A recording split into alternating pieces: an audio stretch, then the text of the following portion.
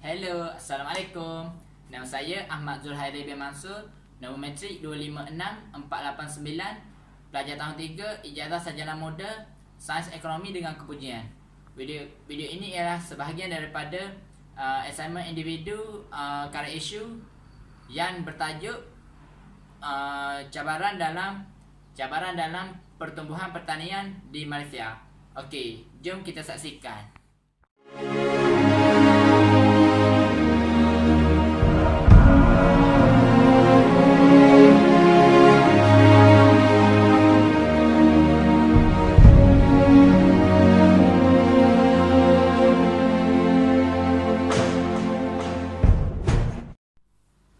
Okey, di dalam tugasan ini juga saya diberi tugas untuk menyediakan satu poster bagi meringkaskan lagi kajian saya tentang cabaran dalam pertumbuhan pertanian di Malaysia. Seperti mana paparan sikit anda boleh lihat poster saya. Ekonomi Malaysia telah mengalami kemajuan peralihan struktur yang ketara selama bertahun-tahun, dari ladang sederhana ekonomi pada awal kemerdekaan negara kepada industri pembuatan pada awal 1980-an dan 1990-an. Dan jika kita lihat pada sejak kebelakangan ini, negara kita lebih memfokuskan kepada sektor perkhidmatan. Di bahagian sektor pertanian pula, jika kita lihat dari segi KDNK negara, nilai KDNK negara bagi sektor pertanian jelas menyusut dari 34% pada tahun 1970 kepada 20% pada 1980. Jika kita lihat pula pada 2013, nilai KDNK bagi sektor pertanian kita lagi jatuh menyusut kepada 7.2%. Pada dahulunya Malaysia bagi sektor pertanian menerajui ekonomi selama beberapa dekad sehingga 1970-an. Namun pada waktu itu kita jauh ketinggalan dari negara jiran seperti Indonesia, Thailand dan Vietnam. Pada waktu itu kita juga jauh ketinggalan jika dibandingkan dengan pemain serantau yang lain seperti China, Taiwan dan Korea. Kita jauh ketinggalan dari segi inovasi, teknologi, pengetahuan dan metodologi serta produk dan nilai pengembangan rantaian. Pengabaian sektor pertanian ini sejak sekian lama dan fokus yang sempit pada tanaman-tanaman dengan kos mendorong kepelbagaian tanaman telah menyebabkan negara ini menghadapi masalah dan cabaran yang serius. Walaupun sektor ini menyumbangkan 7.3% kepada KDNK nasional, ia mempekerjakan 1.5 juta pekerja, sepenuhnya 10% tenaga kerja. Penguasaan jika kita lihat penguasaan pertanian pada ekonomi di negara kita ini berakhir pada tahun 1981 ketika desakan Perdana Menteri waktu itu, iaitu Tun Dr. Mahathir Mohamad, ke arah perindustrian, menyebabkan Kementerian Pertanian tanpa anggaran yang mencukupi untuk mengendalikan sistem penyaman udara pejabat sepenuh masa pada waktu bekerja. Walaupun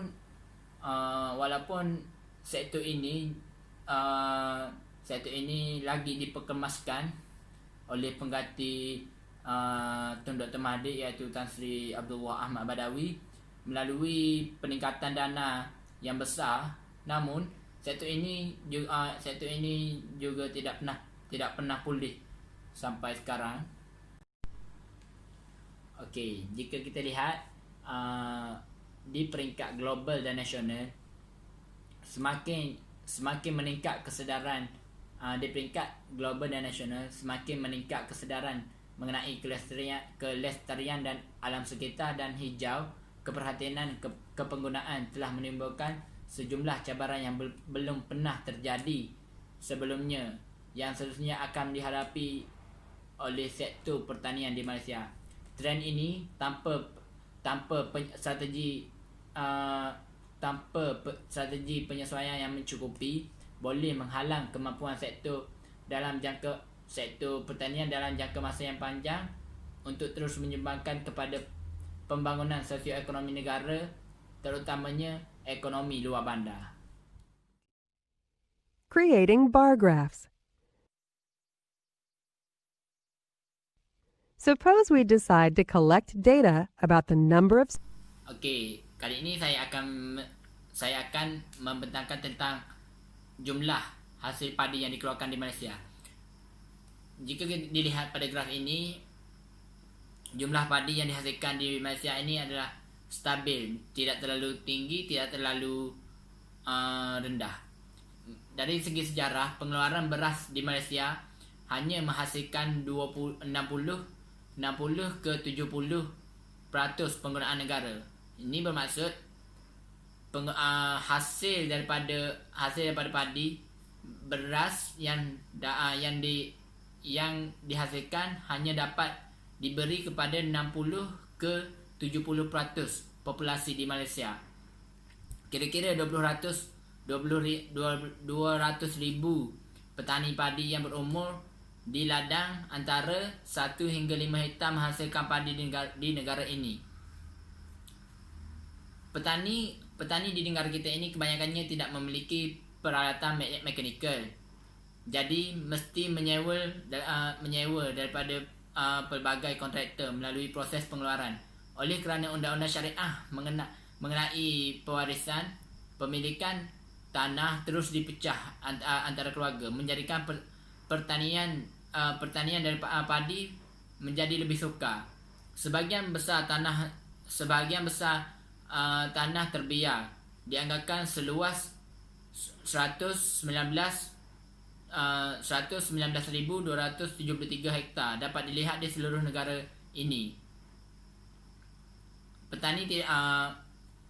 Petani tidak mempunyai keterlibatan melalui bekalan, jadi peluang untuk menambah nilai beras tidak ada. Di bawah sistem padi-padi sekarang, tidak mungkin petani dapat meningkatkan pendapatan mereka.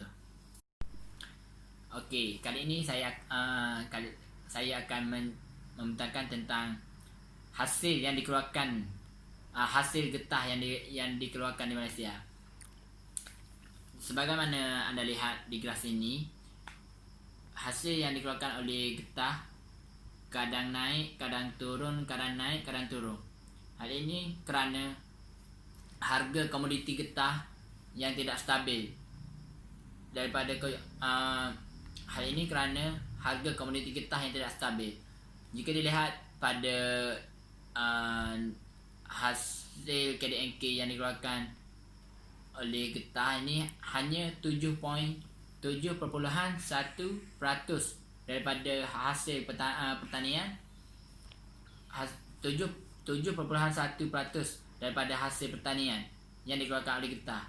Ini sangat sedikit jika dibandingkan dengan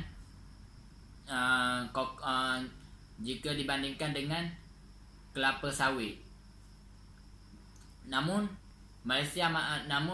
walaupun dalam keadaan itu, Malaysia masih merupakan pengeluar getah kelima terbesar di dunia, di belakang Thailand, Indonesia, Vietnam dan China. Pengeluaran getah hampir sepenuhnya di tangan 600,000 pekebun kecil. Namun dengan harga yang tertekan secara drastik kerana permintaan yang sangat lemah dari China, laporan mendakwa bahawa lebih daripada separuh pegangan getah Malaysia telah ditinggalkan. Walaupun lembaga getah Malaysia memberikan pembayaran insentif untuk menampung harga yang lebih rendah, pengeluaran getah telah menurun hampir 20% pada tahun lalu. Industri getah akan menyusut sehingga permintaan mengatasi penawaran sekali lagi. Okey, seterusnya saya akan menceritakan tentang jumlah hasil yang dikeluarkan oleh koko. Jika dilihat di graf ini, hasil koko ini menjunam, jatuh. Hal ini kerana pengurangan permintaan koko pada zaman sekarang. Jika dilihat pada graf ini juga, pada tahun 1981 hingga 1991 sehingga 1991, harga koko dunia melonjak naik dan memberi kesan kepada pertambahan guna tenaga di Malaysia dalam industri peladangan koko sehingga 166.61% pertambahan guna tenaga. Pada asalnya guna tenaga ladang koko hanyalah 9 buah pada tahun 1968 kepada 666 buah ladang pada tahun 1990. Bagi tahun 1992, koko menyumbangkan 641.42 juta hasil ekspor. Namun sektor pertanian koko mengalami penyusutan yang ketara sehingga pada akhir tahun 2016 sahaja terdapat 8 buah ladang koko di Malaysia dengan tenaga kerja hanyalah 481 orang sahaja. Okey, akhir sekali saya akan membentangkan tentang hasil tanaman kelapa sawit. Jika dilihat graf kelapa sawit ini semakin meningkat. Ini kerana permintaan kelapa sawit ini, minyak kelapa sawit ini semakin hari semakin meningkat. Jika dilihat pada tahun 2016, jumlah KDNK hasil daripada kelapa sawit ialah sebanyak 43.1%. Ini adalah jumlah yang terbesar jika dibandingkan dengan jumlah yang dikeluarkan oleh koko dan juga getah, iaitu 5.9% dan 7.1%.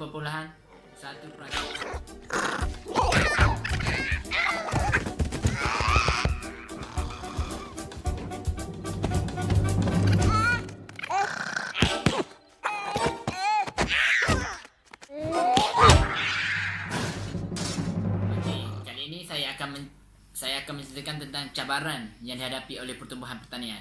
Pertama sekali ialah teknologi moden. Jika dilihat pada zaman dahulu, sektor pertanian di negara kita jauh ketinggalan dari segi teknologi jika dibandingkan dengan negara jiran seperti Indonesia, Thailand, Vietnam dan juga negara-negara lain. Hal ini kita perlu meningkatkan lagi teknologi bagi sektor pertanian jika kita ingin meningkatkan hasil daripada pertanian kita ini. Setelah itu, kita juga perlu meningkatkan teknologi moden di negara kita kerana supaya kita dapat bersaing dengan negara-negara lain. Bencana alam gegara sungguh kuat, tsunami dah datang, semua Tuhan buat. Okey, poin yang kedua ialah bencana alam. Bencana alam ini seperti yang sedia maklum, ini adalah ketentuan Tuhan. Namun kita sebagai manusia, kita perlulah lebih bersedia untuk menghadapinya. Sebagai contoh, jika pada musim bulan 12, pada musim tengkujuh, kita perlulah lebih bersedia dengan membuat lorong membuat sistem perparitan bagi air yang bertakwa itu boleh mengalir. Itu sebagai contohnya. Okey, akhir sekali ialah kurangnya penyelidikan tentang pertanian moden. Pertanian moden ini bermaksud tanaman moden, cara-cara menanam, biji benih dan teknik biak baka yang masih berkurang di sini. Jika kita bandingkan hasil tanaman buah-buahan di negara kita dari satu musim ke musim mengambil masa yang lama. Tapi jika kita dibandingkan dengan negara Thailand, dari satu musim ke musim yang lain mengambil masa yang sedikit. Jadi itu memberi kelebihan kepada mereka untuk mengekspor buah-buahan dari negara mereka ke luar negara. Di situ kita jauh ketinggalan dengan cara dan teknik yang digunakan di Thailand dan dibandingkan dengan negara kita. Sebagai kesimpulan daripada cabaran dalam pertumbuhan pertanian di Malaysia ialah kerajaan perlu memberi penekanan dan memberi perhatian yang sangat kuat kepada sektor pertanian kerana sumber daya pertanian dan sosioekonomi luar bandar Malaysia adalah simbiosis yang mempunyai langsung implikasi terhadap kelestarian pertanian dan daya hidup kawasan luar bandar. Kita perlu menganggap pertanian dan sumber luar bandar akan menjadi masa depan yang penting. Akhir sekali, peruntukan yang cekap penting untuk implikasi peningkatan intensiti dalam penggunaan agrokimia. Sekian, terima kasih.